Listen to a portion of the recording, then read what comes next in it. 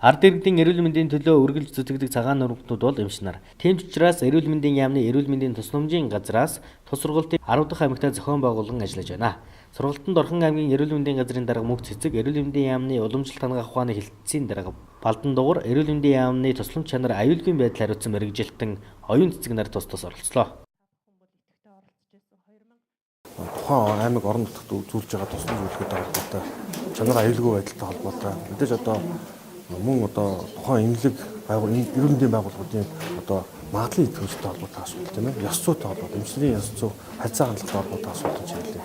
Мөн уламжлалт ухааны хөгжүүлж байгаа нөхцөл байдалтай уламжлалт ухааны чанар аюулгүй байдалтай бас холбооч нэлээд асуудлыг бол шийдвэрлэж бодлогын чиглэлийн аргамуудыг чиглүүлж зорилготой ажлууд хийж байна гэсэн үг.